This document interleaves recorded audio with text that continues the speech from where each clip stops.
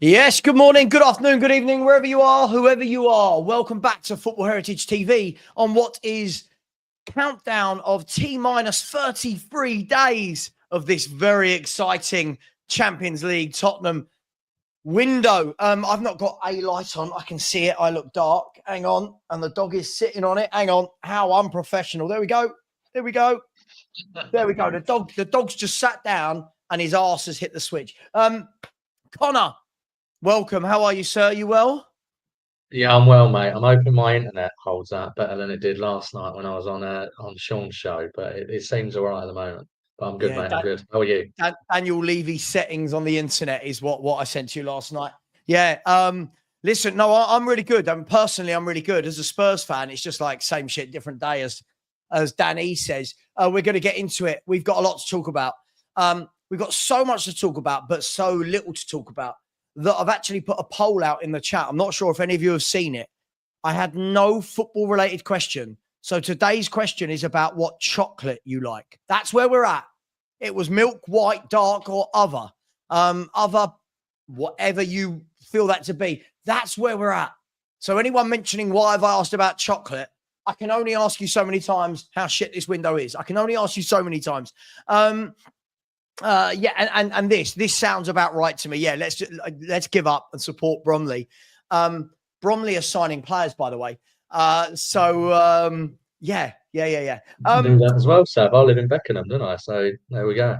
Right, Bromley. Let's start a Bromley podcast. See how big we can make it. Let's see if we can do that on the side. Yes, people are mentioning that Hayden Hackney looks like he's off to Ipswich Town, which I think is a fantastic signing for Ipswich. They should go up. Players like Ashley Young, Hayden Hackney, I think they should go up. But Tottenham, I woke up, and I said to you earlier, I woke up. I didn't set my alarm. I normally do. Life of a content creator without kids, right? I didn't set my alarm. And I woke up to about 19 different people WhatsApping me. And you know, when you're like, Jesus, as someone died, you know, when you're like, someone's died, who's died? And it was the same message about 19 times. I'm going to bring it up because it is massive news. Spurs have treated us this morning. So I don't feel like we should take this moment away from Daniel Levy, Vinay, whoever Lubo says is in charge today. Here we go. Look at this, ladies and gentlemen. Tottenham Hotspur, we're delighted to announce a partnership with premium pet food brand Frontier Pets to become our official pre-season tour sleeve partner. Official pet food partner and official partner of our groundbreaking supporters club for dog owners, Tottenham Hotspur. Connor, Connor, I've got 3 words and I'm going to let you go. Read the room. What have we got to complain about, eh? With announcements like that, mate. Who needs transfers? What a Beggars fucking joke. belief, I right? mean, it's outrageous. I mean, it was bad enough, you know, the Ledley King post with Bruce Lee and some of the other shite that's been getting peddled out at the moment. But, Hang you on. know, Let's not let our viewers miss out on that one. There it is. There's Ledders. There's Ledders with Bruce. Maybe we're signing Bruce Lee. Can he play left wing? I've heard he's I good. mean, He's good with the kick, so you know he could be all right, couldn't he? On a oh, it's serious note, just I mean, look, outrageous. they're not reading the room, are they? All of this PR stuff. I mean, yesterday was a lot of pictures of Ledley King with, I think he was teaching kids in Hong Kong pet care. Now Bruce Lee. Now dog associations. Pictures of the players in the pool. Oh, look how much fun we're having. They're not reading the room, Connor. Like we're desperate for footballers, aren't we? Absolutely. I mean, but I just think they don't care, do they? I just, you know, because you see all of the replies, and I'm sure if you look at the reply, if they haven't switched them off, the replies to those last 2 tweets, it will be all people making the same comments that we are, but you know, they're just completely oblivious to it. And I think there's just a complete lack of care, to be honest, because they know that we're all still going to renew our season tickets. We're all going to still go to the games. It's depressing, mate. Yeah, it is. I think the worrying thing for me about this is I keep hearing that no other clubs are doing business, but when I actually look at who's not doing business, I put clubs into categories. I don't want to judge what my club's doing versus what Crystal Palace are doing. You know what I mean? Listen, you're the expert in this situation. I'm guessing their revenue compared to ours is going to be like down here. I don't want to judge us against what Fulham are doing, what Brentford are doing, what all of these clubs are doing. I put us in that bracket of, all right, we're not quite the big four, but we're the next bracket down. We should be going, right, the big four are moving different. Let's go and get the best of the rest. And at the moment, I would say that they are fully 100% taking the piss out of us and laughing about it behind the doors. I don't want to hear that Lang's working in the darkness. I don't care about, oh, we're doing it differently. As it stands, it's a shit show. Yeah, I mean, look, I do a lot of stuff on this, the finances stuff, and we're an absolute financial behemoth, right? In terms of comparatively, and I think we're only different from the big four because they've got they didn't just finish 17th, and they didn't, they've had years of. But in terms of finances, we're there with them. So as you say, we should be the best of the rest by some way. I put a tweet out the other day, and I was just saying, why are we not using our financial muscle to bully teams across Europe? Atalanta's an example, right? So Tottenham's revenue is 4 times the size of Atalanta's. Even our wage bill, and we don't pay high wages, as we know, our wage bill is double theirs. So why can't we go to an Atalanta, just as an example? We need a midfielder, Edison, Right. or Scalvini if you want a defender, or Lookman if you want a winger. That's just one example, right? And people will say, well, maybe they're going elsewhere, but we could be doing this across the whole of Europe right now. Yeah, forget who the individual player you're mentioning is. Yeah, the overall point stands, right? Like why are we not going to Leon and going, hang on, you're in financial trouble. We'll take Mikatadze. There's 40 million euros done. And I think this is the problem for me, is normally we just have a shit window, like we buy really low caliber players. But this year, let's be fair, I'm not counting Dan So and Tell, by the way. I'm not counting them. That money would have been accounted, if I'm not wrong, that money should have been accounted for in January when they came in. Is that right? Technically, it won't start until they officially sign, but yes, theoretically. Right, so they've got that in their mind and they know. Yeah, and they were part of the squad last year, so it's not an improvement to the squad fundamentally, is it? So essentially, what we're saying we've done in a Champions League window is bring in Takai, who's already injured, which is amazing, and Kudus, who, if I'm listen, I love Kudus. I think everyone knows I love him as a player, but if I'm going to be really cynical, Connor, we've gone and got Kudus because West Ham needed funds. Like, if I'm being brutally cynical, so what we've done is we've added, again, isn't it?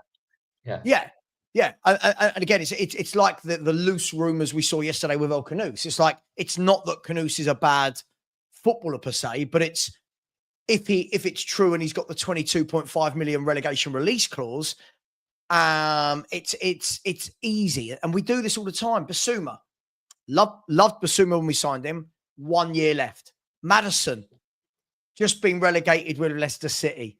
Richarlison. Again, forget what you think of the player. Everton were in financial trouble.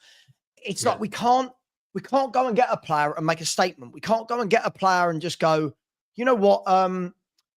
Aston Villa, for example. Aston Villa. We want Ollie Watkins. Here's 60 million. Like we can't seem to do it. We don't seem to have that appetite, that bite. But we do have that appetite when it comes to concerts, boxing, NFL, dog partnership, and that's the frustration, isn't it, from the fans? Spot on, mate. I think you're right. There's no coherent strategy at all when it comes to the footballing side. You think this year, right? We've just finished 17th as well. You put the context into it. We've just finished 17th. We've got fortunate, thankfully, by winning the Europa. You've now got Champions League money that they wouldn't have anticipated coming in, right? So that's ideal. You've then sacked the manager, got a new manager who's going to need time to embed himself and have new systems in place and new tactics. And this is the way that you give him his first window. It beggars belief, mate. It's just, and I know there's time left, and you'll have people saying, "Oh, judge the window at the end, and we should." But we're on pre-season tour now. I want to give Frank the best chance of success. I want him to have time to be able to embed these new players. Look at how Liverpool are moving. They've just won the league. Their players are in the door. Man City's players are in the door. Man City replaced a midfielder they signed in January this summer because he weren't good enough. That's just this is so alien to the way that Tottenham run ourselves. It's mad, mate. I mean, listen, would you? I think a few of the viewers have asked, would you like to see the first row of comments to Tottenham Hotspur official? I think this could be quite funny. Yeah, let's have a look, shall we? So if we look here, right? Let me remove that comment. Some of them are very witty. Can you see me scrolling down? Yeah. Okay. So did you have to, Big Willie says, did you have to activate a release clause to secure this? Dr. Hackenbush. Some of these names, by the way, are fantastic. Is this a joke? Other clubs announce important football related information. Spurs announce pet food. Official pre-season tour sleeve partner. That's a new one. Warra signing. We've gone to the Dogs. Someone here. This is actually pretty cool. I'm guessing that he's not a Spurs fan by looking at the thumbnail. You've made a Dogs dinner out of this transfer window.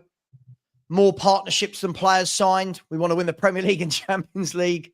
Announced players, not brands. This club is so unserious. Exactly. Honestly, we appreciate you have to announce these things, but I mean, look, it's just look, and they play left back though. I love it. Yeah, it's. I would love to think that somebody in a marketing department, somebody is going, look, the fact that they'll see all this. I'm not saying they watch me. They'll see the online presence of influencers, podcasters, YouTubers. They'll see how pissed off we are. And somebody said, do you know what's a good thing to do while the fans are apoplectic about not signing players? Let's announce a sleeve partner and then have it to do with dogs. And this screams to me of, Arsenal have got the dog called Win. Yeah. I feel like the puns are ready to be made, like in the future. I feel like we're setting ourselves up for that. I don't know, man. I don't know what to say. I don't know where we go from here, Connor. I don't know. We're all sitting here hoping, praying, and nothing's changing, is it? Nothing. No, I think the thing is, I mean, they're so because it's a pre-season sleeve partner, they don't care about what the reaction is. They're happy to get the money in, right, as a result. And obviously, as a part of that, they need to advertise this brand.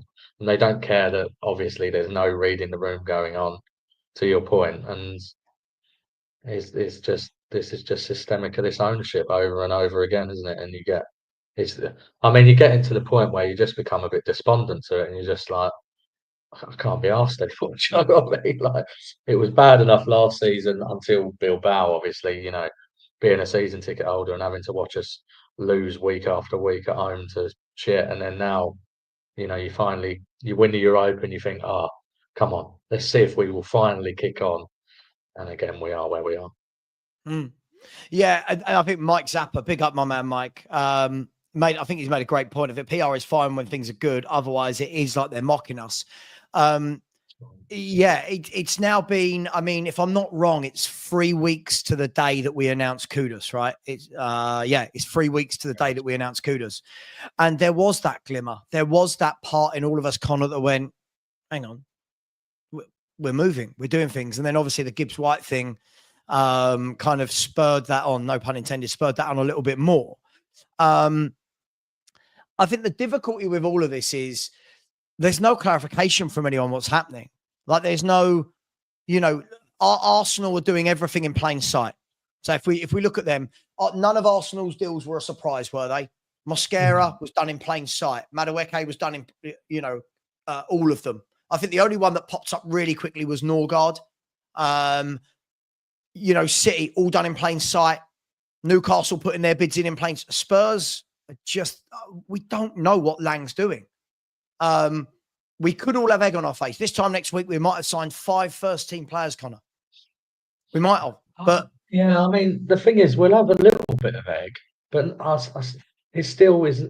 It's still not quick enough, given the context of a new manager and wanting to have him in for pre. So, like, you know, when the people who say, as I said, when they're saying we need to wait for the end of the window and all of this, but it's not good enough still, is it? Because there should have been. And again, it comes back to this lack of footballing strategy, because footballing is secondary to this ownership. They don't care enough to put that strategy in place. And as you say, you know, you look at Arsenal, they're signing players in the positions they need. Smart business. They'll probably get Eze as well. Will be the next one. I think they'll get Eze. I think in the next week or so, what I'm hearing from the Arsenal in the knows, we all love an in the know, don't we? What I'm hearing from them is that they're now looking at getting 2 or 3 out in the next week or two, and that Eze will be an end of the window type thing. And I think that's why no one else has got him for Eze. I think he's got Arsenal written all over him. Otherwise, you would have thought Spurs would have gone, right, the 60 million for Gibbs White, we can pay. I mean, his release clause is 60 plus 8, right? So I can only assume that Eze doesn't want to join Tottenham, or if we've not moved for that, then it's all difficult with transfers, right? Because we don't know. As fans, we can say go for there's him, a lot for him. that goes on. But I think that reading the room is interesting as well. Like when we talk about that, because the Gibbs White situation, the club will know that we're all pissed off, right? And again, whether or not it's because it's Gibbs White for the individual or whether or not it's the situation for the individual, we're all pissed off. No one's come and said anything, have they? No one has come out and said, hi, Spurs fans. We want to just clarify from our side what happened with Morgan Gibbs. No one said anything. They let us get the here we go. They let us get that he's having a medical. And then they let us hear from Nottingham Forest that they've signed a new contract. And we're all sitting here going, could you communicate like something, anything? Is that what's worse than the not doing, is the not hearing? Yeah, it is a bit, but I think with that one, I think it's probably, you know, they've had egg on their face over it, haven't they? I mean, you know, the Marinakis has got one over on us on that situation, and I think they probably want to distance it. But what they should have done, I mean, given it went on for 2 weeks, the best way, right, to get fans back on side always is announce something that is going to interest or excite fans in the meantime, isn't it? So, you know, on that Gibbs White deal not happening, if within the next 1-2 days you announce another signing, suddenly people forget if it's a good enough signing. So you know, Chelsea fans don't necessarily now think about the fact that they didn't get Elise, right? Because when they didn't get Elise through that release clause, they got Palmer. So you know, sure. But memories are short, point, but that's the point.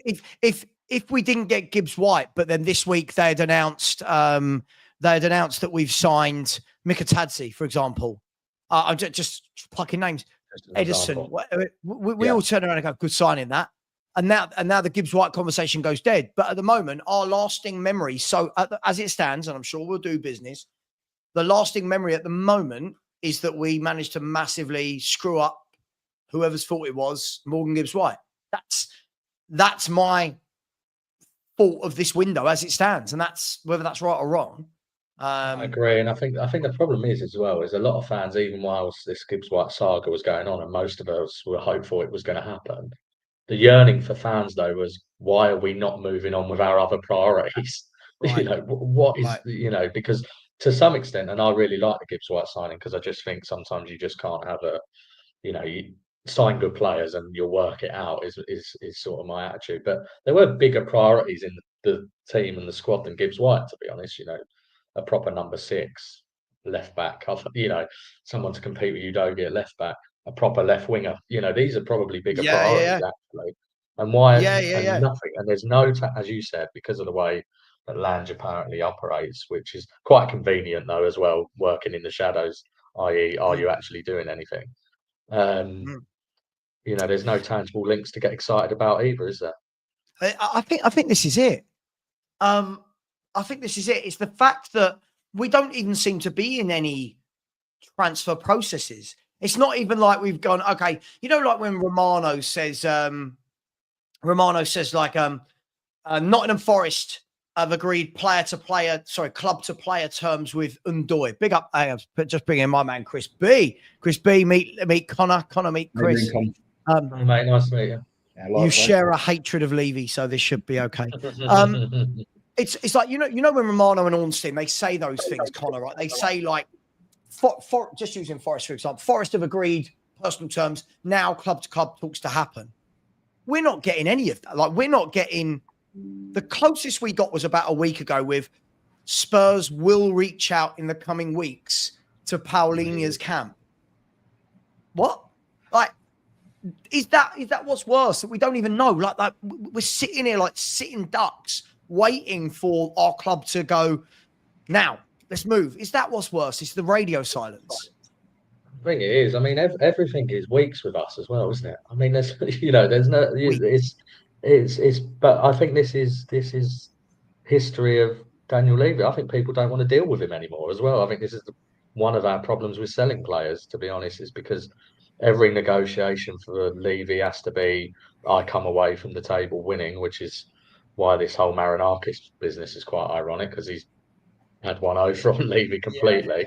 But and so I think it's and as I say, there just doesn't seem.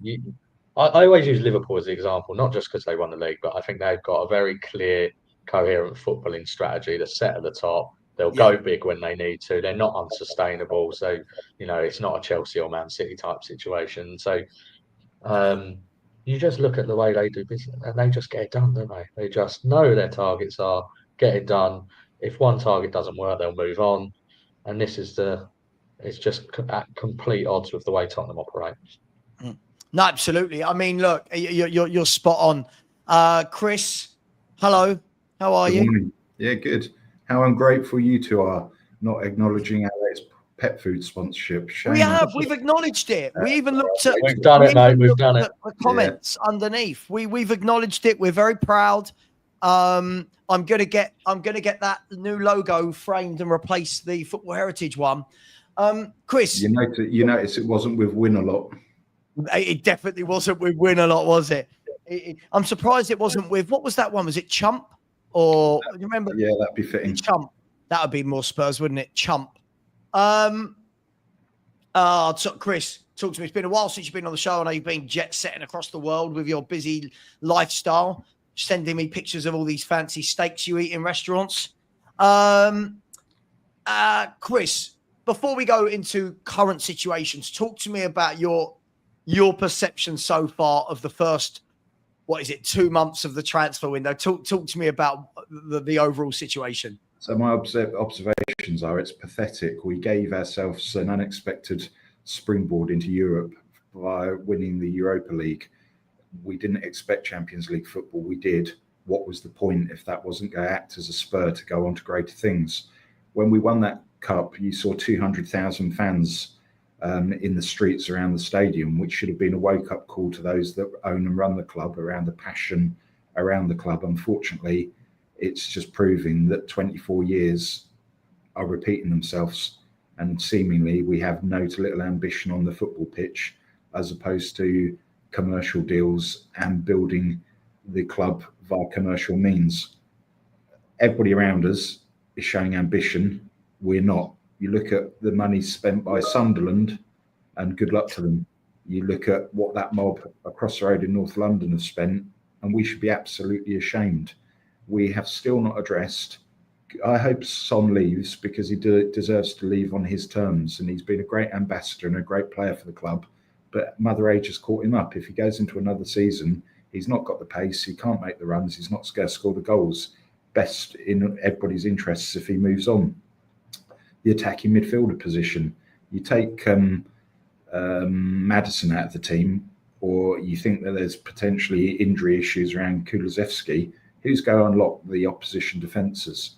If Solanke injures himself, who are we relying on? A kid, Lancashire, who scored perhaps twice, one of those in a friendly, or the worst ever Brazilian to enter a football pitch, Richarlison's gash? Rubbish. needs to be moved Hang on. on, Emerson Royale should surely be mentioned in that same bracket. Surely when he played at centre back alongside Ben Davis, we were tighter than when we had Romero and Van der Beek alongside each other. Bring back Royale. Royale. But then you go back to the central midfield position. This morning we hear noises of Hayden Hackney being approached by another Championship club for 15 million. He's been one of those names in the mix. Whether we want him or not, not the point. Then we're looking at Yao Polina, and we'd be talking upwards of £40 million. There's still options out there, but as I caught you when I joined the conversation, everything's we're looking at in the coming weeks. It's not about the coming weeks, it's about the next 48 hours. The boat is passing us by. We've got no competition at left back with a doggy injured. We hear murmurings about Kinski perhaps leaving the club. Why are we weakening the team? The whole thing is pathetic. It's a joke. We've got people making key decisions who don't understand football. Do you feel better when you vocalise it? Is it? Do you feel a little bit more satisfied? And no, for weeks. I'm passionate about Tottenham. I've been a supporter for a long time. I invested a lot of my money going there as a season ticket holder. And any relationship's bi-directional. You have to put something in, and the other party has to put something into it. You think about marriage, for example. But Tottenham aren't doing that. My wife's away. I'm trying not to, Chris. To be honest. Okay, well, you're probably enjoying yourself now then. But we can't keep on. Everything can't be in our favour. And there's those not detractors, but people like us are quite rightfully asking relevant questions of Enoch. And now it's been evidenced that our fears are playing out. We can't be heading into a Champions League competition with possibly one of the weakest squads in Europe. It just makes no sense whatsoever. Guys, let me know. Is the stream freezing? I've only seen one person say it's freezing. I've got. This isn't narcissistic, by the way. I've got me on in the background, and I can see it's not freezing. For that very reason is why I have me on, not because I'm watching me. That sounds really narcissistic, which doesn't help my reputation. Connor, I mean, Chris has hit the nail on the head, hasn't he? Like, it is a two-way partnership between all Spurs, whether you're a season ticket holder, whether you buy shirts, whether you go to the odd game, whether you pay Sky Sports and BT subscription. It's a two-way street, and at the moment it's all coming this way, and the people with all the billions of pounds are just standing still. Yeah, I mean, I agree with everything Chris just said. It's absolutely spot on. And I mean, you know, I was only talking to my dad this morning, right, about Tottenham before coming on here, who's, you know, in his 70s. His first game was Jimmy Greaves' debut. He's a season ticket holder with me, and he's, you know, just saying to me, I don't know if I can even be asked to go next year at the moment, because he just is that's, you know, you've got fans that are at that breaking point, because you've got the other stuff that's going on around, you know, senior citizen tickets being reduced, and the clear just lack of any care for sort of traditional season ticket holders. That all going on at the same time as this complete lack of ambition from the ownership, and this continuous of taking us for mugs as fans, as if we can't read the financials, what sort of situation the football club is in and what we could be doing.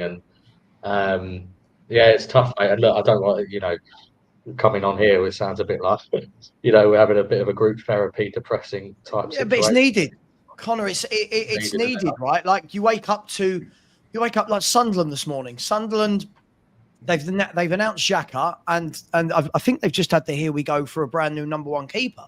Yeah, you know, you're like, hang on, how was? I'll be honest. I'm not saying we should have signed him before anyone lose their mind. Granit Xhaka walks into our central midfield. Yeah. Right, like, do you know what I mean? Like, how I know we're laughing, Connor, but right now, if you said to me, does Xhaka get in our midfield as a defensive midfielder, box-to-box type player? From what I've seen from the crap in our midfield, unfortunately, he does. Talby, the winger they signed from Bruges, better than Tell. They're getting him. Like, look, guys, I don't want to be doom and gloom. I want to look forward to this season. I'm a big fan of Thomas Frank. I want to be excited. But at the moment, can you see this getting worse? And what I mean, guys, is we're in Asia. We've just landed. We're about to play them lot, aren't we? We're about to play an Arsenal team who are, let's be brutally honest, they're the second best team in this country, have been for 3 years, right? They've just added some very good footballers. They've just added, Europe's top goal scorer last season across all competitions to their team. They've been in Hong Kong, I believe, for 11 days now, acclimatizing, playing games. This is going to get much worse for Spurs and for the divide if we don't pick up any sort of good result in these next 3 games. Is this going to all accumulate into being one massive, I don't know what the word I'm looking for is. Just a kind of, when you had a sequence of events and it all blows up like in your face. Like, is this where we're heading towards? I think if the club had anything about them, they should be alive to the comments of the fan base that were returned to them after they announced that pet food sponsorship deal today. They're not reading the room. There's been a sequence of events that they haven't, just not capturing. They're not alive to our feelings as fans, and it makes you think they don't actually care. So there's a number of singular acts that are getting together to create a tsunami, and there is something big heading to the club, and it's how they respond to that. They are mugging us off as fans, and they are almost happy that many of our fans celebrate mediocrity. Many of our fans haven't seen a decent player for a long time. Cast your minds back, fellas, a few years ago, where our forward options were Defoe, Robbie Keane, Bent, and Dimitar Berbatov. We had 4 players there, well, with the exception of Darren Bent, perhaps, but we had 3 players who would walk into today's team and would score goals. You now look at what we're faced with. We've got Solanke, who we've discussed previously, yet we overpaid for weeks before the window closed last season. We've got a kid, Lancashire, who may or may not come good. And we've got Richarlison. How can anybody take that sense? Can anybody respect and take that as sense when we're heading into 4 competitions, which we are had to believe by the fake powers that be that we want to win the Champions League and the Premiership? It's absolutely nonsense. Talk is cheap. There is no meaningful action to turn that talk into deliverables on the pitch. You're muted, mate. You're on mute, I think. Sorry, I was just looking at a post. Someone's just sent me something about Spurs, but Connor, I mean, what Chris just said there, I think that it's easy for us to look at individual areas of the pitch, but the kind of the left wing area, the striker area, the central midfield area, it all kind of personifies how bad we've been in the market, doesn't it? When you look at listen, I'm going to put this on for like the 1500th time this week, but when you look at this, obviously bear in mind that Udogie and Kulu aren't there, but when you look at this as a 29-man squad, that's what we've managed to assemble from left back through to striker. It's utterly embarrassing. Yeah, mate, it's bang average, and that's putting it politely. I mean, you use Arsenal as the example because obviously we're playing them as well, but also I think, if you look at where we were 5-6 years ago and where Arsenal were, and the sort of trajectory of both clubs in that same time, and this is Arsenal, a club that is, I mean, they're bigger than us, granted, but the financials are very similar. The season ticket prices are similar. The fan base is similar. And you just look at their squad compared to ours. I mean, I'd make an argument their second team now would give Tottenham a very good game. They're that strong in terms of depth. Particularly if they get Eze as well, that there would be players that are their second choices that will definitely start for Tottenham. And I always give the example, right? When Arteta first got the job at Arsenal and they finished 8th, the Cronkies put in £334 million of their own money since then to get Arsenal competing again. ENIC have only put in 122 million in the 24 years until the last set of accounts over that whole period, average of £5 million a year. So this just tells you what the relative, and we're not talking about Chelsea or Man City here, or oil state money or whatever Chelsea are now. And that's the comparison, and it's just a complete lack of ambition and complete negligence.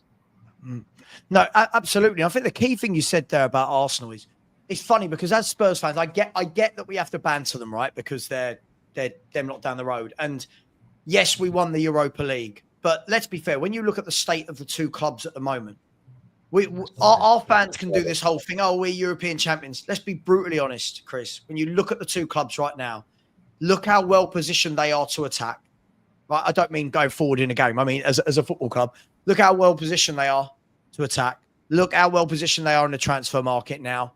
And we're laughing at them for signing people like Mikel Merino and Norgard. Like, their midfield options are Rice, Norgard, Mikel Merino, Odegaard, Zubimendi, right? All 5 of those walk into our team at a canter for me. All 5, Norgard as well, by the way. All 5 of them walk into our team. Right? We're all going, they signed Madueke. Madueke is better than anything we've got on our left wing as we speak. Better than anything we've got on our left. Do you know what I mean? They're signing players like Mosquera to bolster up their defensive options. This is embarrassing, Chris. Like, they have gone from miles ahead of us. Miles. Do you know what? I read something yesterday, and it was David Moyes, and it was really refreshing and honest, saying that Everton had tried to make a number of signings, but players didn't want to know. And you think, how do Tottenham differ anything from Everton at the moment? As our man in the Connor said, Levy's pissed people off. Clubs don't want to entertain dealing with him, and players are now put off from joining us. And all of our actions do is affect the global brand. We've put so much effort into being this juggernaut off the pitch. Now was the time to step on the success of the Europa League, but we're not. And people are getting sick and tired, and we allow ourselves to become a meme for people to take the mickey out of on a weekly basis. And last year, you had a £1 billion commodity that Paddy Power were rinsing weekly to take the piss out of and use for their advertising and marketing. And you think the CEO of this club has got to sit back and think, is this what I've built? And yes, you have. But now you've either got to take ownership for it, or he's got to be moved on, because we're failing on the pitch, and we will continue to do so. This season's going to be a struggle. Big up, just quickly, Robin Owen, big up to you. Thank you. I mean, your comment just now was you wanted to subscribe to me, but I'm too negative. I'll tell you what I'm going to do. If you can give me 3 bullet points as to what we've got to be positive about for this season, and if I agree with them, I will give you a free membership. How's that? If you can give me 3 bullet points that I think, yeah, actually, he's right, he's changed my mind, I'll give you a free membership right now. Savva, what do we have at the moment as a Spurs team? First 11 that can deal with what we are going to face, in your opinion? I don't quite get the question, but at the moment, I think we've got a first team at the moment. I would say that we're anywhere between 7th and 10th. And the reason being, I would say we would finish 6th or 7th if we had 1 game a week. There you go. I think if we had 1 game a week, I think we could get 6th or 7th, depending on injuries. With Champions League and not being able to rotate, I think as it stands, this might change in the next month. As it stands, I would say that we're looking at a 7th as best. I can't see when people are telling me 5th, 4th. I'm like, my mind is blown. Guys, are you the same, or am I being harsh? I think we'll be around 8th or 9th, if I'm being honest. I can't see where the goals are going to come from, where the creativity is going to come from. Inevitably, we'll suffer injuries during the season, because any professional club does, but we haven't got the depth to cover those injuries. And we're all enthusiastic and ambitious about what Thomas Frank's going to bring to the club. But if you fail to support the manager, the outcome's always going to be the same. He's not a magician, is he? I mean, No. I'm a huge fan of Frank's as well, by the way. And I think to be honest, I think the one thing I will give the ownership credit for me personally, I thought sacking Ange was actually the harder decision to make with the fans. Would have been safer to keep him, although I think it was the right decision. Yeah. And I think Frank was the best possible appointment we could have made, actually, for what we need in terms of being a good coach. But he's, as always with this club, they tie managers' hands behind their back, right? And we're talking, as you say. I think Savva, to be honest, you're almost being positive by saying we're going to finish 7th off the back of finish 7th, 8th, that's because you rate the manager so highly, as do I, right? Actually, there ain't that much to the data to support that we will finish there. Do you know what I mean? The thing is, Connor, you watched it the other night when I was doing the Spurs 5, and we were having the debate, and people were going, "Oh, well, Ange finished 5th with this lot. And I had to very quickly nip that in the bud and go, that was 2 years ago. Like, in 2 years, different a context, lot changes. Andy was playing 1 game a week. But this is the problem we've got now. We are so split in terms of those that didn't want Frank, that wanted to keep Ange, are now putting unrealistic targets on this manager's head. Straight away, they're the same fans, by the way, that are complaining we don't sign good players, but are complaining that Thomas Frank has to finish here. I don't think people realise just how bad a shape. I don't want to keep using his name. The last regime have left this club in an awful shape. Now, I'm not dissolving blame from Levy and Enoch, but they've left this club uncoached, no shape, no direction. And what's happened, and I'm going to ask you this blunt question, guys. What's happened? Because we've won the Europa League, everyone thinks we're better than we are. Is winning the Europa League, it's great for the club, we've won a trophy, but is it also a bad thing that we've won it as well for people's expectations, that they see we've won a European competition and they're completely ignoring just how shit we actually are on the football pitch?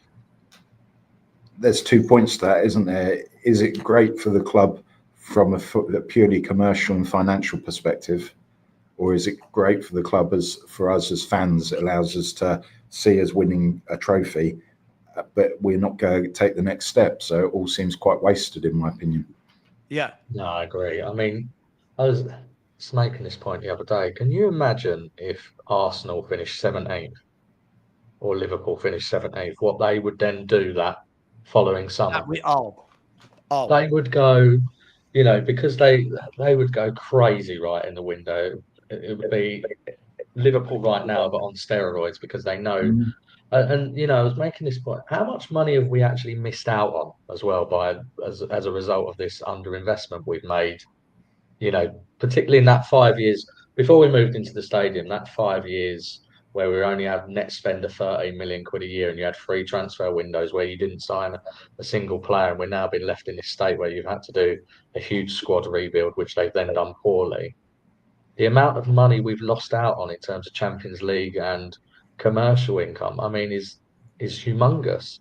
So they're like, but I think right now the ownership's okay with that, because they think to themselves, well, I'm not gonna sort of throw a sprat to catch a mackerel, because actually I know, I've got this other income coming in from the concerts, the boxing, etc., etc., and that sort of makes up for, the risk of losing out on European football. And so, I'm happy to accept that.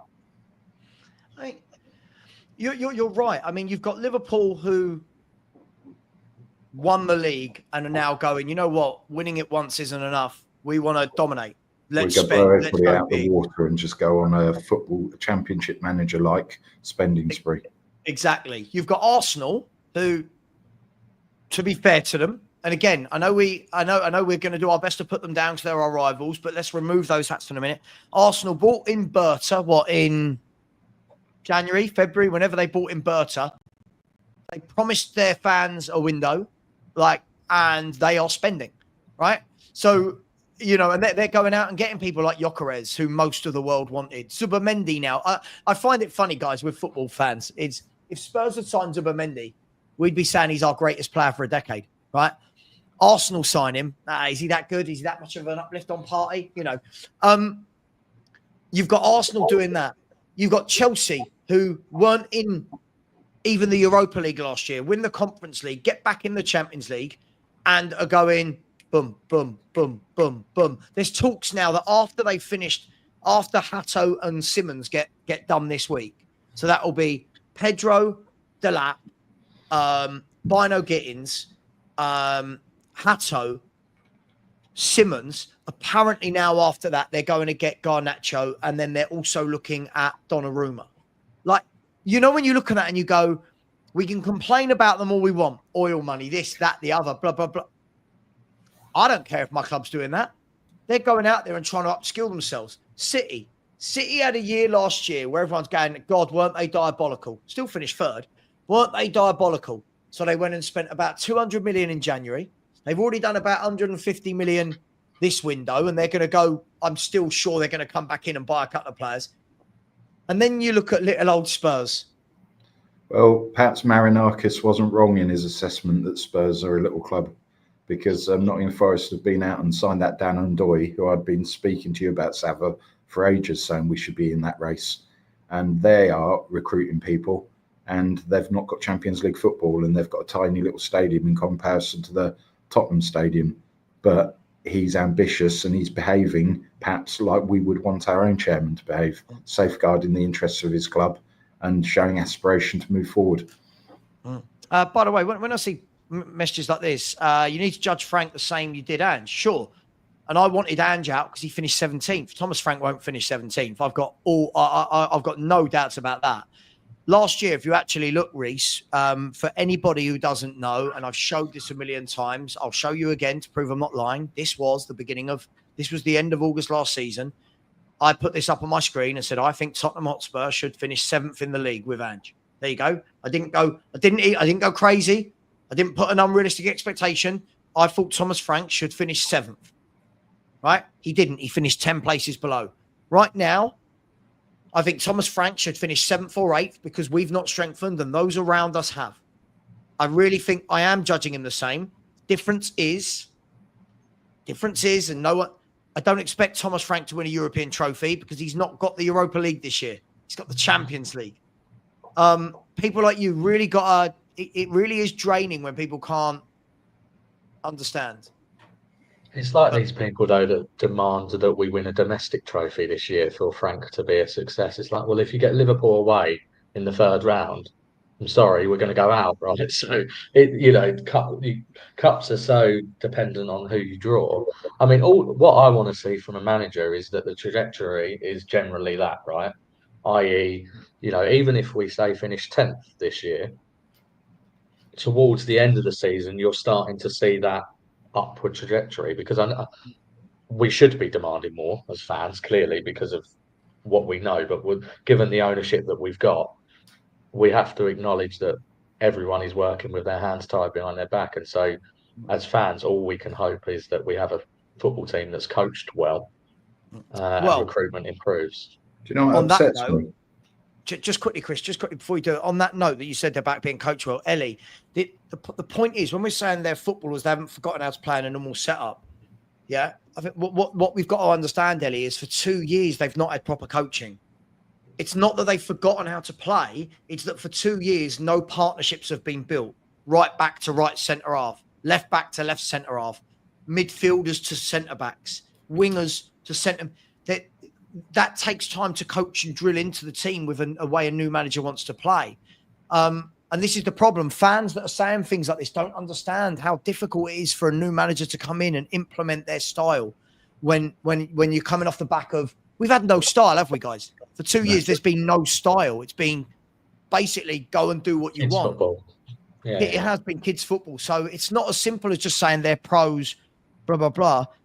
Adogi has needed coaching. He was a 19-year-old left back when he joined us. He was a wing back for Udinese. These last 2 years, he should have been coached, positioning, relationship with his centre half, when to go, when to stay. He's been given a free rein. Just go, just go forward. So I disagree completely. Sorry, Chris, as you were. So somebody's just sent me a message saying that the Watkins looks like he is going to leave Villa, and that Villa are now targeting Lois Openda. And you think, that just makes so much sense, doesn't it?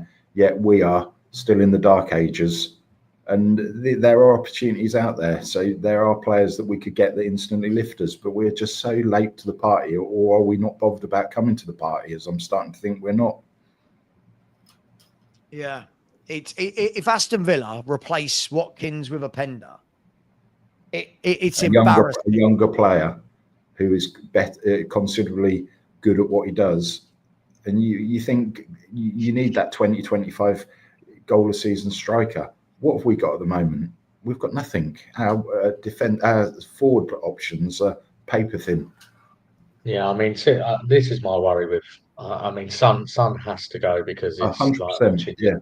pet shit in the house right before they pass away at the moment, and when you go and get them put down, it's depressing to watch. But obviously, over the years, he's been world class, right? And he's been an elite finisher, and he's been an outstanding servant to the football club. But my worry with him going is where are the goals coming from now? This is the problem. I mean, you look at those forward options, and it's just it's it's the forwards you'd expect a team that does finish bottom half.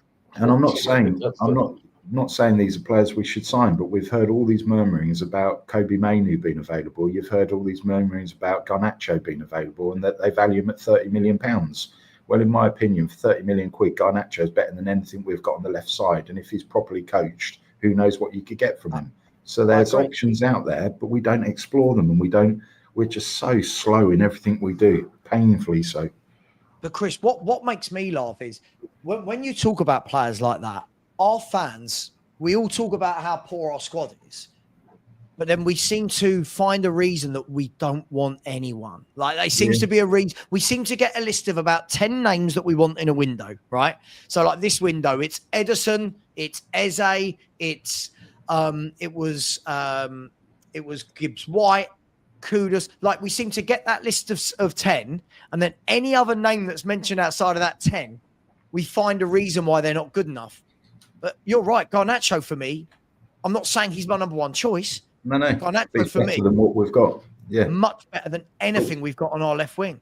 It's our inability to move players on as well. Look at what United have done. Amarin said, "Don't want Rashford anywhere near the squad. Perhaps don't even want Dalot. Don't want Anthony." None of them are featured. They've been left out. They've been told they might not be registered in their Premiership squad. There's a World Cup ahead of us next year. Yet Basuma, why is he on the tour? Son, why is he on the tour? We've got a spa resort, which is our training ground, and it's just all too comfortable from these players. We don't engineer it to have honest conversations with people and to move them on. And we maintain ridiculous values on players that have got no future. 12 months from now, Basuma can walk out the door. He's 29 in a few days. You've got a player towards the end of his career. He's not good. Just get rid of him. Son, 33 years of age. Why keep him for another year when he can walk out the door for nothing? Surely getting 10, 15 million pounds is in everybody's interests. Goodbye, thanks for the memories. The problem is it's comfortable though, isn't it? Not replacing these players. It's more expensive to replace, isn't it, than to keep you. Basuma for me is a prime example, right? Basuma needs to move on, but he's not a terrible player. Someone would sign him, right? If you said to the market, Basuma's available for 15 million quid, someone would sign him. And then the argument comes, well, what if Basuma doesn't want to leave because he wants to stay, see his contract out and get a signing on fee? So then you go to the clubs and you say, right, pay us 10 million and give Basuma 5 million quid. If you want to, there's always a will to this. Chelsea don't worry about it, right? Even Arsenal a few years ago when they had to get rid of the likes of Aubameyang and Ozil, who were on massive wages because Arteta didn't see them as the right fit going forward, they managed to get rid of these players. If you want to get rid of them, you can. And part of it, I do think, is that Levy is so difficult to negotiate with, as we said earlier. But it's also because, to your point, he asks for too much, and he doesn't want to replace them. And I'll give you another example. Manor Solomon. Do any of us honestly think that we're going to see that bloke in a Tottenham shirt week in, week out? And the suggestion is Leeds offered us 20 million for him after their promotion. Well, why aren't we helping him to facilitate that move? It's just ridiculous. But there's always an excuse for every player, isn't there? And by the way, so I'm seeing these sort of comments coming, guys. I mean, they did get coaching. Well, if the players if this last 2 years what we've watched is coaching, then we're all coaches. Then we can all coach a Premier. I mean, come on, mate. Obviously, the coaching methodology didn't translate very well. Well, that's what happens when you don't have fullbacks or a defensive midfielder, and you just allow everyone to run forward. Come on, man. What are we doing here? Come on. Every pundit in the world was saying, "What are Spurs doing? They're not coached." And let me do some super chats quickly, guys, before we carry on. First of all, big up to Casino Nick. Big up to you, Nick, who's become a YouTube member. Really appreciate that, my man. Thank you very much indeed. And there'll be member-only shows once a week, probably Friday this week. So you're more than welcome to come and join those as well, with the privacy, without trolls and without everybody else on the internet. Big up to you, Casino Nick. By the way, the likes are absolutely dreadful today. 900 of you in here, 200 likes. We're not even at a 1 in 4 ratio. Come on, guys. This is my living, my business. So the likes really do help. for the algorithm. So please smash that like button. Really appreciated. And thank you for the 2 people that became, oh, my dog's bringing me his bowl. Thank you for the 2 people that have just subscribed. Really appreciate that as well. Big up to Atavatron Wembley. Said, morning all. So it's 2024 repeated. Lang out in the Far East with the team and Levy instead of anywhere else working on deals. Atavatron, I'm going to talk to the guys in a minute about this, about who's out there and who needs to be out there. We'll talk about this. So hold that thought. But listen, it's a great point, and thank you very much for the super chat. Big up to my man Aris, who said something ought to be happening behind the scenes. Why are we not buying players? Yes, pets. It's become a zoo. Well, yeah. Listen, all of the quips and the puns and the gifs and the memes are all going to write themselves very soon, aren't they? If we don't start buying good footballers, because we are becoming a massive circus. Big up to you, Aris. Big up to Emma. Thank you. Always very generous. Thank you for the super sticker. I'm sorry, I don't know why YouTube are now putting everybody's full names. I don't know what's going on there. Big up to you, Emma. Thank you. Tony Rodriguez said, we are a pathetic excuse for a Premier League club. I'm embarrassed to be a Spurs fan. We are the laughing stock of European football. It almost feels embarrassing saying that we won a European trophy when you see how bad we act, doesn't it? But big up to you, Tony. Always very generous. Thank you. Rodney Uponka, big up to you. Is this Paul? I think this is Paul. I recognise the dog. Said 7th is really generous. At this rate, 15th. I thought I was being 7th, 8th, 9th is where I've got us right now. However, go and buy Paulinho and a Grealish, for example. Just for example, and a Robinson, my prediction changes. And I say, well, why can't we get Europa League through the league? You know, so it all changes on 2 free signings. Big up to you. Thanks very much, Paul. Big up to High Flying Duck. Said, wake me up when this window ends. Mate, we'll wake you up now. It feels like the window's ended. If I'm brutally honest, it just feels absolutely soul destroying. And one signing isn't going to do it for me. We can go out and get Paulinho right now. People will go, be grateful. No, that should have been in weeks ago. Yeah. Right now, the only way they get me back on side is I want to see 2 or 3 coming in a week. I want to see 2 or 3 coming in a week ready for PSG. Big up to you, my man. Really appreciate that. And my man, Wayne Holland, said, interested to know, why did your guests, oh, here we are. Let's crucify the guests. Let's do it. Why did your guests think this summer would be different? Since 2019, every summer has been very similar. Just quickly before the guest answer, Wayne, when Ange first came in, we actually gave him 4 or 5 first team starters. We actually bought him Vicario, Maddison, Van der Ven, Brennan Johnson. Adogi had just come back off loan. Porro had literally just been signed. So it's not every window's been the same. But guys, Wayne's point? Oh, I think that's right. I mean, that first Ange window, Maddison and Vicario were actually in the door very early as well, to be fair. And even Van der Ven weren't too much later. Johnson was towards the end of the window. But that first window for Ange was not terrible comparatively to what we normally do. But to be honest, I don't think we did think the summer would be different. It's just even worse, if you see what I mean. I think this has been absolutely diabolical so far. I mean, last year was bad, given we only signed Solanke really as an established first team signing. But yeah, this given the context of finishing 17th, having a new manager, getting Champions League money, I mean, it couldn't have been worse, really. Chris? Completely agree. My default was the hope, and it's the hope that kills you. I thought that we might have seen the European success as a wake-up call, and it might have shifted us in the right direction. It's done nothing of that nature. And it's to come out and do that interview as well, right? It's farcical. It genuinely is. I mean, for a club that is top 10 richest in the world, and people are going in. I saw someone earlier comment saying that, oh, we're only asset rich, which is not true actually, because we actually make fortunes. And you know, if you look at the cash that Tottenham have generated from their operations over the last 10 years, it's humongous. So we're not only asset rich. The point is that we choose to spend some of the money that we've got on things other than football. For example, £90 million in cash has gone out in the last 2 years on property. So, you know, the way that I genuinely think you would struggle to do a worse job, even if you tried, in terms of the way that we operate as a football But club look at when that we, sort of size. but look at when we do spend money, we just spend it really badly. Look at the money we've wasted on Archie Gray, Odebear, Richarlison, Solanke,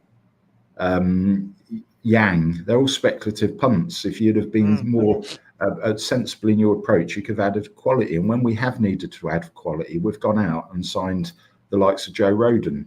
Well, look what happened. He was unfit for purpose. He wasn't a Premiership player. We ended up moving him on. Ashley Phillips, another one where he's never come good. For the second successive year, he's going on loan to a Championship club. It wasn't that based on his performances last season, you had a few Premiership clubs sniffing around and saying, no, we can see something there. We'll take him. Alfie Devine, everybody tells me is this generational talent. I hate that word, by the way. We're now squabbling around to get him. And the problem with the problem with all these loans are. Spurs hate talent as well, Chris. The problem with all these loans are this time next year they're all coming back to us, and we're faced with the same problem. We can't get rid of them. We're not clearing the decks. We're not bringing fresh talent and fresh signings through. We're just got a load of crap in the club. We stagnate rubbish, and we can't find a way of getting rid of it. When was the last signing we made where it sent a shiver down your spine and you got excited about it? Thought, blimey, that is. I've not been excited for a very long time, and we're going to talk about one of those generational talents in a minute, Chris. Just before we do, big up to each and every one of you inside. Welcome. There's 900 of you in here, so you're all more than welcome. I understand we're all a little bit disgruntled, but I'm seeing a few people getting tetchy with others in the chat. No need. Listen, we're all disgruntled probably for the same reason, and no matter whether or not Connor thinks we get to where we get this way, whether Chris wants to go that way and I want to go straight, we all want to get to the same destination. So let's not have a pop. To answer Wayne's question from my point of view, the reason why we thought the window would be slightly different, in my opinion, is that you've paid 7-8 million to get rid of a manager. You've paid 10 million to go and get a manager and all his coaching staff. You're thinking you've just got your own manager in. You've got to give him 3 or 4 first team players. Now we might do, guys. We might do. So far, all that this guy's got to work with different to last year is Kudus. And so far, what we've seen on pre-season is I think Solanke had like 45 minutes. We've got no Solanke, no Kulu, no Maddison.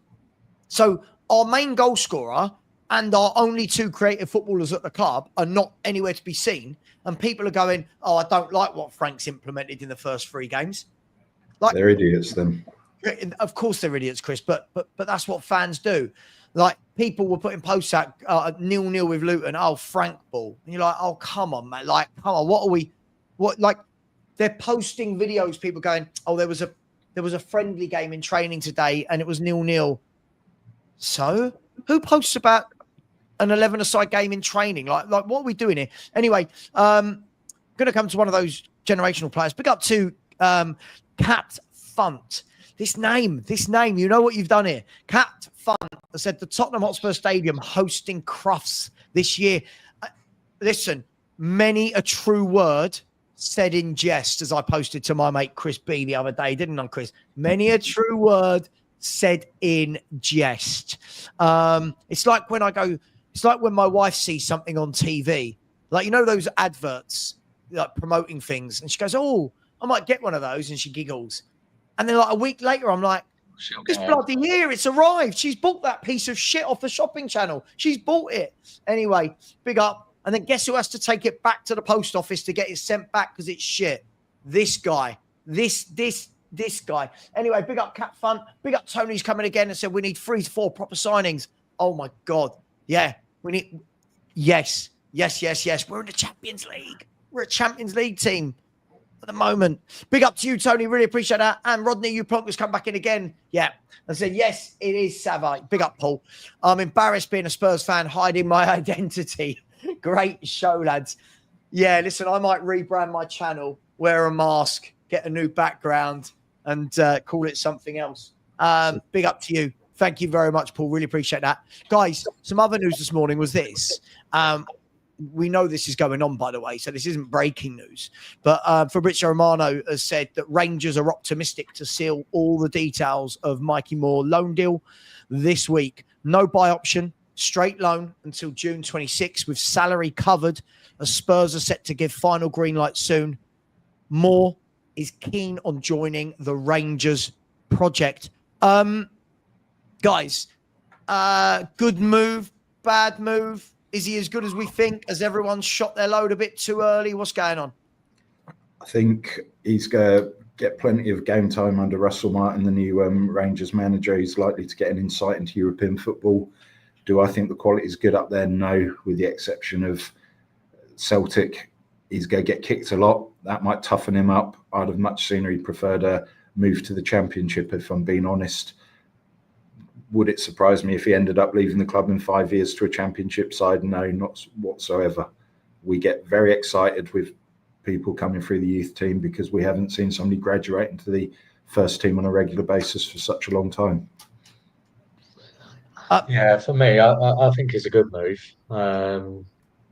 I think I think Scotland is obviously, as you say, the quality is not great, but it's a physical league, so he will hopefully beef up a little bit, because I think that's the massive worry with him right now, is he's so far off it physically, but obviously he is just 17.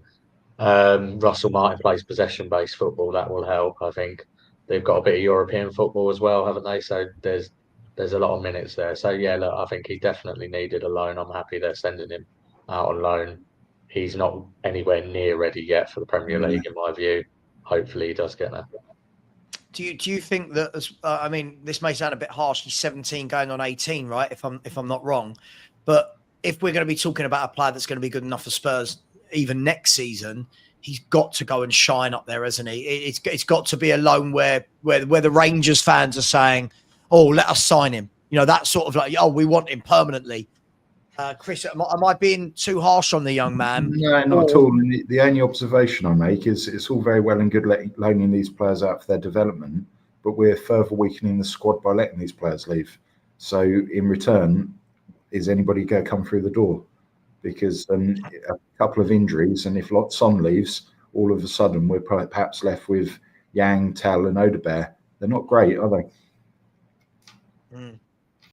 By the way, I'm just getting. I was just sending you a screenshot, Savva, about something I read, and I think that's really interesting.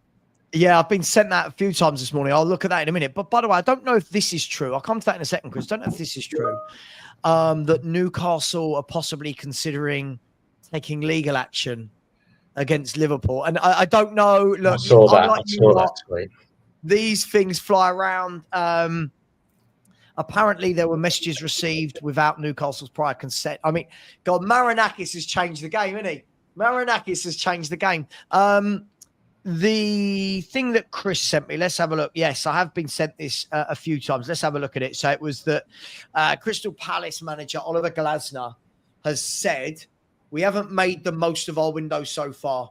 I was promised that we would be more active and bring in new players earlier this year. As of now, I have 17 outfield players. I hope we don't lose any more. If that happens and we get 4 new ones on deadline day like last year, another false start is possible." Now, guys, I'm guessing that this is circulating around Spurs because we want Thomas Frank to say the same thing. Is it as simple for Frank to do that when he's just walked in the door, hasn't completed a window, and has no history, as opposed to Frank, who's just won an FA Cup and the Crystal Palace fans love him? Discussions would have taken place with him when he was agreeing his contract and bringing his back work team in with him. I think if those discussions were honest and it wasn't you being told a load of fibs and lies, then you're entitled to call out people if they've told you something and they're not heading in that direction. We've heard it through Conte, and to a slight degree, we heard it with Mourinho. So it wouldn't cause me a problem. Yeah, I do take your point, Savva. It's early to do that, isn't it? Particularly, you know, and a lot of people like to hit Frank with his stick of he's a yes man compared to, you know, other managers. But I do think there is people have to remember, even with Conte, he didn't complain really in his first window. He complained a He little didn't bit about complain in Spence. his He said second Spence was window, a did club he? signing. You know, and to be honest, if Conte and Mourinho, who are two of the most egotistical, proven winning managers, can't change this ownership, it don't really matter whether Frank's a yes man or not, does it? Because the ownership will act as the ownership will act regardless. And so, that I think with Glasner, you got to remember as well that Glasner is eyeing up probably a future job as well, right? So he can Right. start to position himself in that way because he's a credible manager to do so. It's a difficult one, right? Because I think as fans, sometimes we say, like, just say this, just say that. But it's the same thing like in our day-to-day jobs, right? There is hierarchy in everything we do. And you can call out your boss to a degree, but I expect if I call it, well, my boss is me right now. So I call me out all the time. But if we call out our boss in public, I expect he or she or they or whatever people call them these days, I expect that you're going to get reprimanded. Also, Chris, the other way of looking at this is, as frustrated as we are, let me try and add a little bit of positivity here, right? As frustrated as we are, as angry as we are, as much as we've seen this before, maybe Frank's calmer because maybe he knows what's happening behind the scenes. Maybe he knows Paulinia and Grealish and so are all joining next week. You know, would it have done more harm than good, Chris? I guess is the question I'm asking. Expressions, by the way, who was at the Expressions, who was there, God knows what Expressions is doing there. Ask the question. Imagine Frank had turned around and said, I'm really disappointed with this window. Daniel Levy's not giving me what I wanted. Can you imagine? Like, really? Can you imagine the explosions? It would be fun to see, but yeah, it's never going to happen, is it? No, nothing. Look, Frank's quite a reserved, calm character anyway, isn't he? And I think I suspect he's probably thinking, I will give it to I don't think you're going to start to see those types of sort of hits at the ownership or anything like that until, you know, you're into sort of second, third window or whatever. And if you still got the same issues, I just can't see it from him. And yeah, as much as I think we can all criticise, because obviously we're not working for him and we all as fans actually have suffered it for 24, 25 years. This is Frank's first window. He's not going to come out. Yeah. Yeah, it's an interesting one, isn't it? Because like we all go, if I worked for him, I'd march down to his office and I'd say, "Oi, you." The thing we've got to realise is if that did happen, you're sacked. Secondly, you know, it's like when I see fans say things, and I'll call it out, and if this offends anyone, who are we kidding? I'm not apologising. Right? If it offends you, it offends you. But any fan that says things like, "Oh, Frank's just another yes man," well, by that metric, we would never have a manager. Does that make sense? Like, if we're going to say that anyone comes in that is just going to say, no, Levy, no, you got to do this, then they're not getting hired.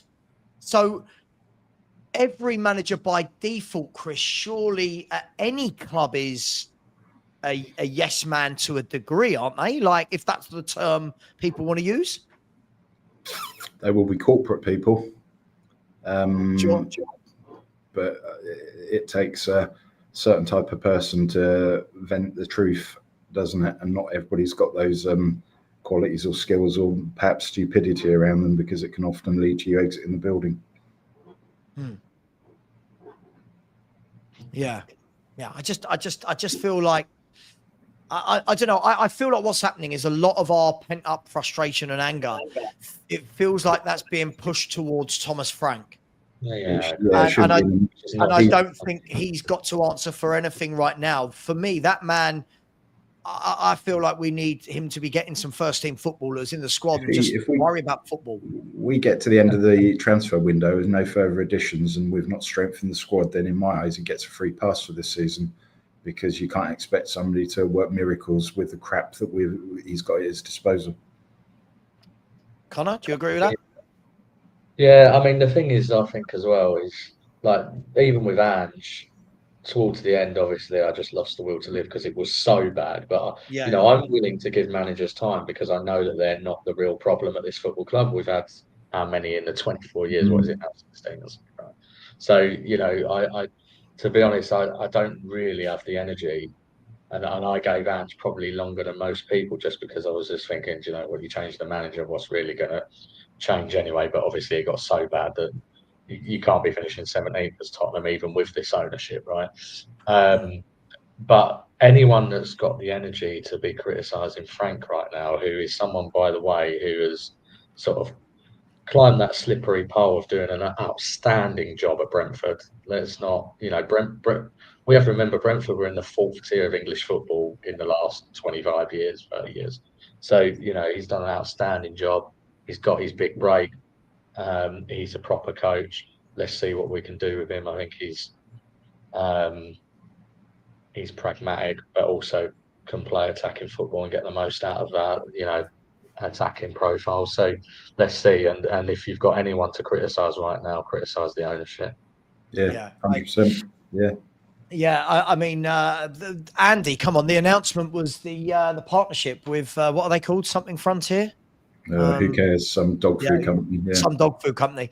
Yeah, listen. Look, some people in the chat are saying I'm being harsh or more on Mikey Moore, by the way. But listen, the way I see it, guys, is we do this all the time. And what I mean by this is I'm talking about the fans. Football fans want to put players onto pedestals.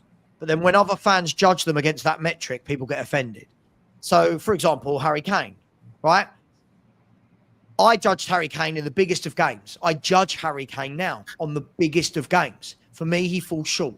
That's not me saying he's not a world-class striker, but he falls short for me in the biggest of moments, right? Yeah. Now, when people go, that's harsh, it's a team game, cool, but then stop telling everyone he's one of the greatest players in the world. Moore, I've been told for years, this is the kid. This is the kid. He is generational. I'm seeing fans say he should be in R11. He's better than anything we've got on the left wing. Cool. Then me expecting him to go to Rangers and have a really good season, why is that harsh on him?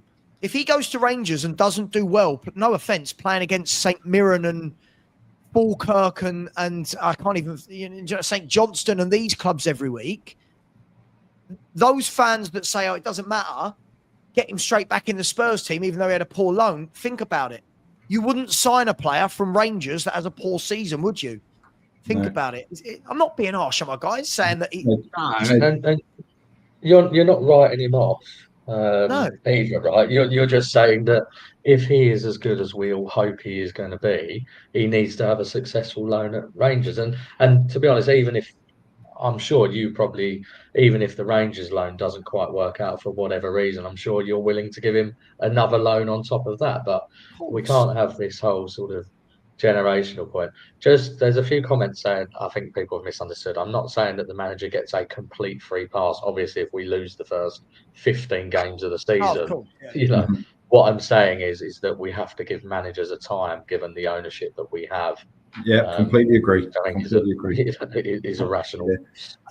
Yeah, I think it's the word free pass, isn't it? It depends what people think it means. Obviously, I said on yesterday's show, guys, on the show I was doing, I said we have to look at coaches normally take longer than managers because they're doing more on the training ground. They're doing more about the long-term structure. And Pochettino is the greatest example of this at 2 clubs, right? So Pochettino came to Spurs. His first year, we were all talking about this guy could get the sack. And then it went, right? Pochettino at Chelsea.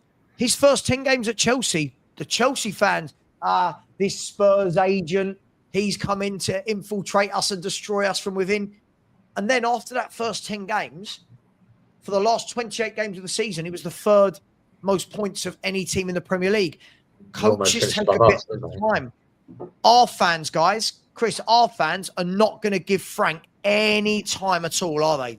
No, but we gave Ange how long? And that's the thing, isn't it? Exactly. We gave that every week we lost under Ange. Nearly every week we were losing under Ange. And it was, oh. Now with Frank, it's go. Game 1, go. Mad.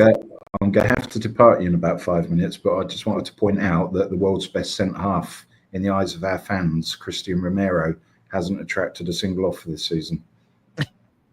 Yeah. I have this conversation all the time, Chris. As I said, Romero for me, look, depending on the age of the viewer, he's not even anywhere near one of the 7, 8, 9, 10 best centre halves I've seen in my lifetime at Tottenham, and he gets raved about like he is world class. We were told that he was going to leave. There'd be all these offers. Atletico Madrid sort of courted with the idea, didn't turn it into anything. But ever since, not a single offer from anybody. See again, but this he's is an what on his day player. Is I think the thing with Romero, isn't it? On his day, when he's playing on the edge, and he's almost a red card waiting to happen. He's at his best. But when he tempers off and tries to be a bit too clever and a bit too smart, that's when he causes a problem. By the way, I'm interested to see him though with a better system as well. You know, to that. Let's see how they can do under Frank. It'll be interesting. Just quickly, this is what I mean. Like when I said about Kane, this is what I mean. So Harry Kane has not delivered the biggest stages, but part of it was not his fault. Well, Harry Kane's played in how many finals, how many semi-finals? Yeah. And I never ever see him do something out of the blue where you go, wow, take a bow. Yeah. And I'm not putting him on this level, but like when you watch the World Cup final and everyone billed it as Messi versus Mbappe, both of them delivered. Like both of them gave us a show. You watch these big. Look at the Champions League final. Doué, Kvaratskhelia, Dembele delivered. They gave us a show. In every big game this man has played. Every big game. I'm waiting for that moment where out of nothing, boom, and you go, thank God we got Kane. At least we can look forward to those names taking on Ben Davies 2 weeks from now. That would be good fun, wouldn't it? Yeah. Oh gosh, it's going to be a long night, isn't it? What could possibly go wrong? Where is it? Udinese? Yeah. Oh, it's going to be a long. Fair play to anyone who goes. By the way, anyone who goes there after the transfer window we've had, fair play to them. I still might be. I'm not. I had the email the other day, Connor, saying they were unsold tickets and I was now eligible. I was like, delete. Yeah, I'm trying to negotiate the pass with the wife, but I don't know whether it's worth it, to be honest. Guys, it's been lovely speaking to you both. Really enjoyed the conversation. Good luck and continue nice to meet this you, Chris. important chat, and I'll speak to you both soon. Take care, Chris. Have a good day. Cheers. Bye, mate. Yeah. Oh, let me ask you, Chris. Connor. Let's change tact a little bit here. This whole tapping up thing in football. Why are we now suddenly? Are people just getting pissed off that their best players are getting poached? Why has this suddenly now become a thing when this has been happening for decades? What's going on? No, it's bizarre. I mean, for me, they should just get rid of the rule, right? And then there's no ambiguity because we all know that it happens anyway, right? And to be honest, what's really the huge problem with it happening anyway? And it sort of makes it murkier, as we know. I mean, you only have to scroll through Romano's tweets and there'll be umpteen where it says personal terms are agreed, club to club talks are going to start soon, you know. Exactly. And so obviously we all know that it happens all the time. I think the Gibbs White one obviously was a slightly unique case with this release clause and some technicality or whatever's gone on there. But I suspect this Isak one is an in the know, just making something up, probably. Yeah. You know, off the back of what's happened with Gibbs White. But it would be very interesting to see though if it did go down a similar route as the Gibbs White story. It would be really interesting because you've got 3 weeks until the Premier League season starts. 3 weeks? Yeah, less than 3 weeks till the Premier League season starts.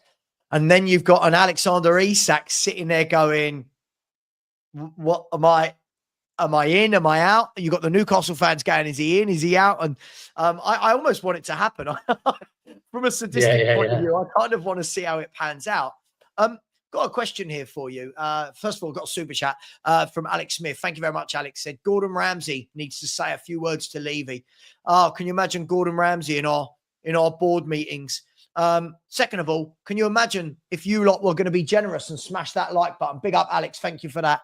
Guys, we've had 3 new subscribers today. 3. Come on. There's been nearly 900 of you in here the whole time. The link is in the chat. And only poor 300 27 likes. Come on, guys. We're getting really bad at the likes.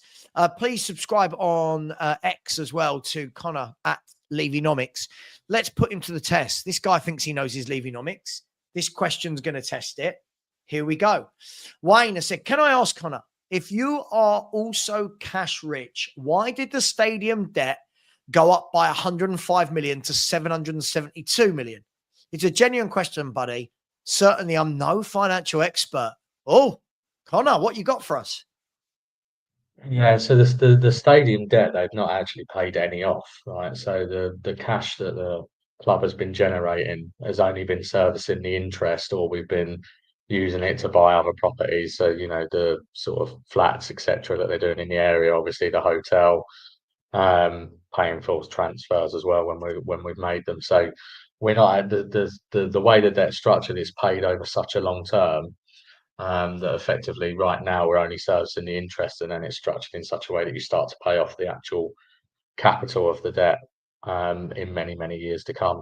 The reason it's gone up as well is actually because we borrowed some more money off the back of when COVID happened, so we restructured some more debt then as well. So that's the reason. Yep, there you go. There you go. Look at that. What an answer. I wouldn't have been able to answer like that. What an answer. Glenn Cornwall, big up, Glenn. Glenn's my stat guy. I can tell he's been quiet in the off season. During the season, he gives me all the stats every week. It's brilliant. Harry Kane's record in major finals and semis is 11 major finals and semi-finals, scoring 4 goals. What goals did he score in semis and finals? I can't even think. That's probably counting the international ones as well, isn't it? So he got didn't he score a penalty against Denmark as well, with the rebound off the penalty? So he got a penalty against the Netherlands.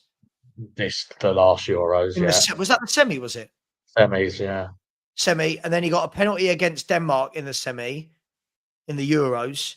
What are the other two, Glenn? I can't think. Spurs, has he scored? Chelsea League Cup, was it? Someone said. Yeah. Has he scored in the final? No, I don't think so. What's he played? He's played 2 finals for England, 2 Euro finals for England. He scored in the penalty shootout in the final against Italy, didn't he? But he didn't actually score. Not having that. I'm not having that. I'm not having that. Yeah, 2 goals for Chelsea in the EFL Cup. Yeah, I just can't. Look, by the way, that's not me saying that Harry Kane's not a great striker. It's not. But there's certain players you need to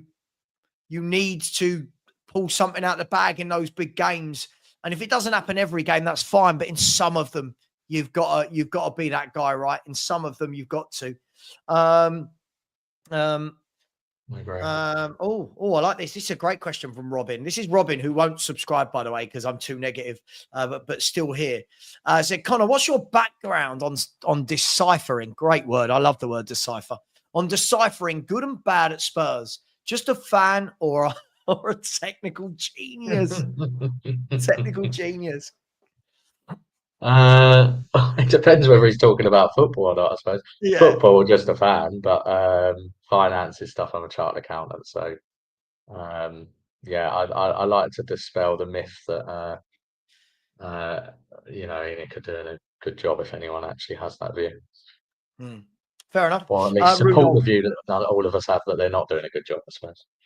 Rudolph, your last sentence I just couldn't take seriously, but Messi was doubted before winning the World Cup. Doubted by who? Can we just say, Rudolph, anyone that doubted Lionel Messi, anyone that doubts him doesn't know a thing about football. That's surely not even an opinion, Connor. Anyone that doubts Lionel Messi. Like, what?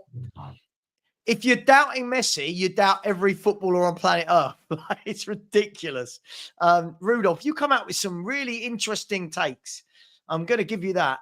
Let's just have a look at a few more comments before we wrap up the show. I think he scored against United in the FA Cup semi-final. I can't even remember that far back. Kev G said Savva spot. I mean, Drogba was the ultimate big game player, wasn't he? I remember multiple FA Cup finals, the Champions League final. This guy just found a way. Here we go. Kane's 4 semi-final goals at Chelsea ×2, Bayern Munich and Denmark for England. Here we go. There we go. So, but none in finals, right? None in finals. No, Connor, not the Netherlands must not have been a semi then. I thought. It's I so have long that ago. view. I don't know what view. What view are you talking about? I just saw him write my chairman. Oh yeah. I've got I just seen that there. Sean popping in just to remind us all that Daniel Levy is his chairman. But I'm still confused though. I don't understand. Is Daniel Levy Sean's chairman?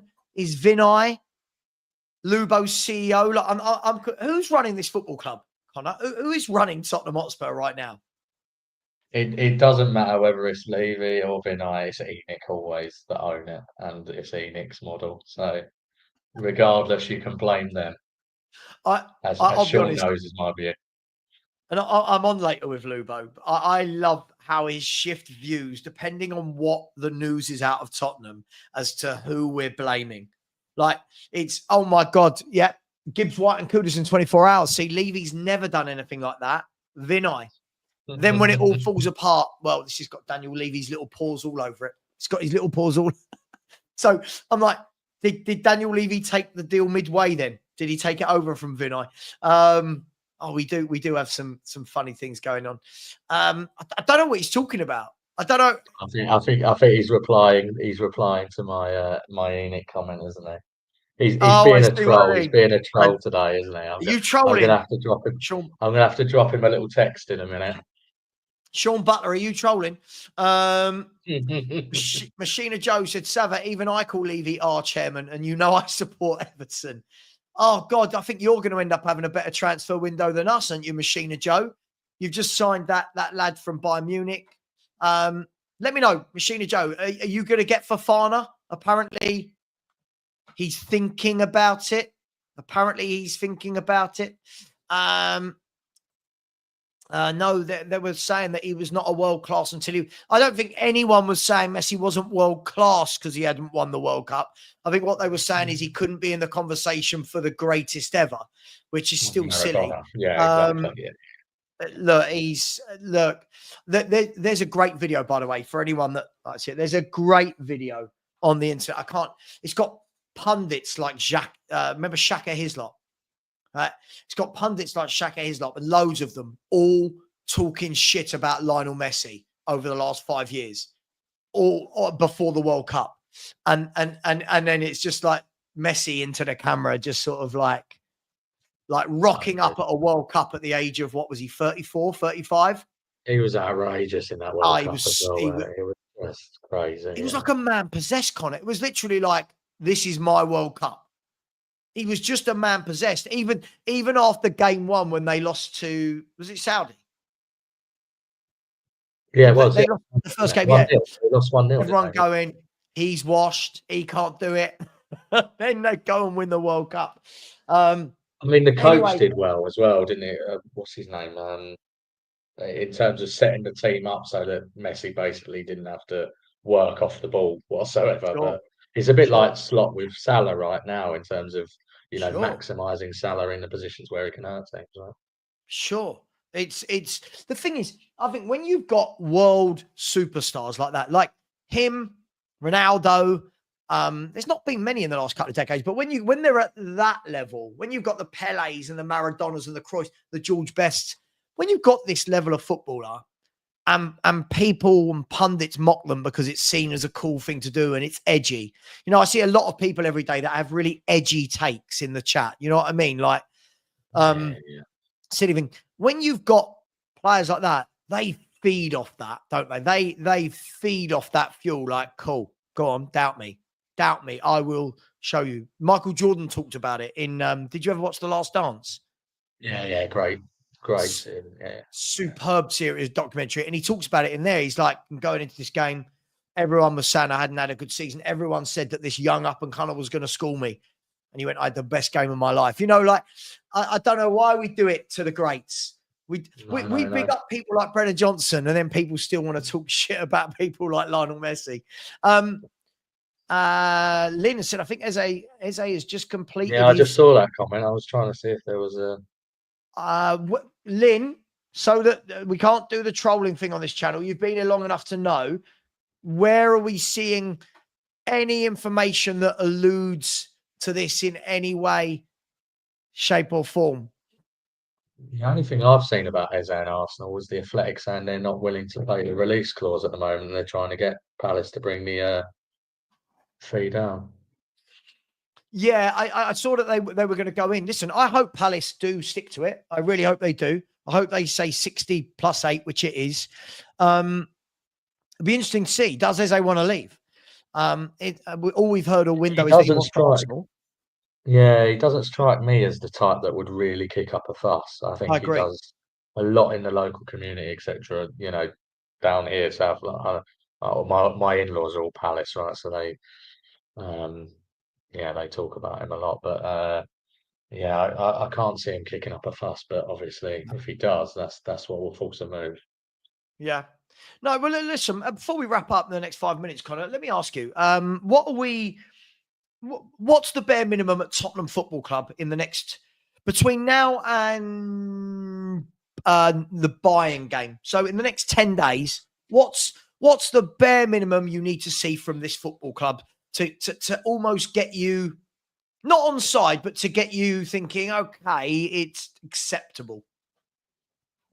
Yeah, it's a good question. Obviously, there is still, even if we do it, a bit of disappointment that it wasn't done, as I mentioned earlier, to maximise the amount of time of pre-season. But nevertheless, I think for me, my point was I wanted a minimum of 3 established players for the first team.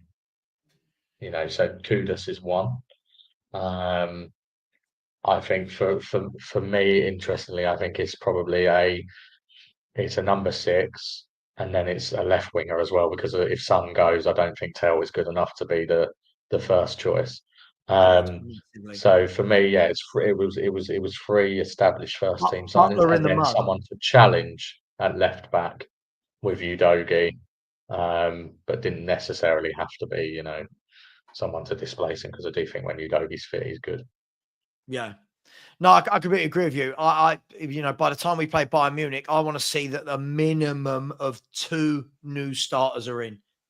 Now, they might not have been on the tour, which is annoyed me, but I want to see a minimum of 2 new footballers in before the PSG game. Certainly by the Burnley game. Certainly. I don't want us to be going into Burnley.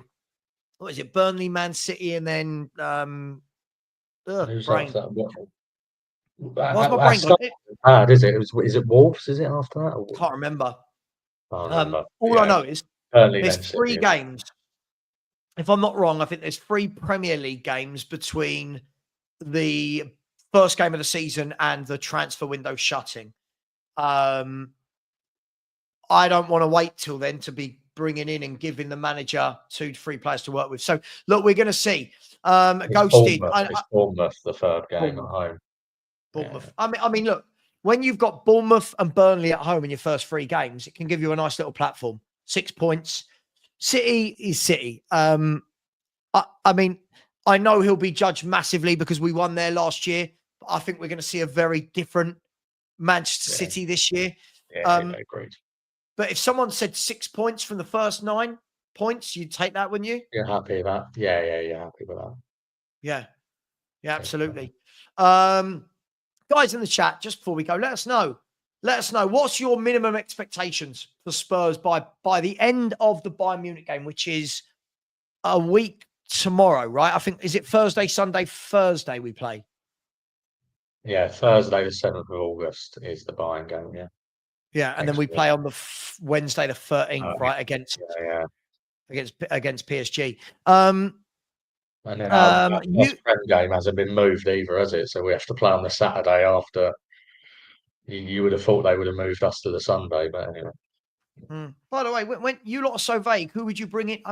I mean, how many times do I have to have this conversation when people still say you're vague? We've talked about the likes of a Grealish, a Mikatadze, an Edison, a Paulinho, an Anthony Robinson, a Calamundo. I could sit and name names all the time, but Angel, people that get in our 11. That's all I want. Yeah. Yeah. I do not disagree. We need players, but Spurs fans get behind. Yeah, of course you get behind. Of course. This is what I'm saying. The players we've got and the manager we've got should be separate to our frustration at the owners not buying new players. You know, I think that's different. I don't think anyone's not getting behind them. I'll say the opposite then, Robin. If we do lose to Bayern Munich and Arsenal in pre-season friendlies, don't then turn on the manager. Don't then turn on the play. Like, do you know what I mean? We know the players' capability. We know Arsenal are better than us. Yet if we don't beat them, people will lose their minds. Listen, Connor, I am going to leave it there, mate. Anything you want to say before you go? No, thanks very much for having me on. That was a good show, good therapy session, I think, for us all at the moment. And let's see, it's probably best we did this before the Arsenal game as well, isn't it? Because I think that might have been even more negative. But let's see. Yeah, I think the interesting thing with the Arsenal game, I'm always someone that thinks pre-season's there to be used for getting players fit, manager having time with the players. I don't think losing or beating Arsenal really has any bearing on anything. If we lose it, there'll be a meltdown. If we win it, everyone will go, there you go, we can finish in the top 4 this season. And this is football fans, right? There's no... It is. It's there. So, guys, take care. Much love. Please follow Connor on X at Levynomics1882. Please keep subscribing to myself. We've had about 10 subscribers today, so thank you very much. I appreciate all of you. You've been rubbish on the likes today, but other than that, much love. Really do appreciate you. I'm back at 6 p.m. with Savva and Lubo. Ask us anything. I'm guessing there's going to be a lot of angry questions going in. Feel free to take the piss out of Lubo as well, just because it makes me laugh. And then tomorrow morning, guys, the morning show will double up as a live watch-along for Tottenham Hotspur against them lot down the road, Arsenal. Take care, everyone. Much love. And as always, come on, you Spurs.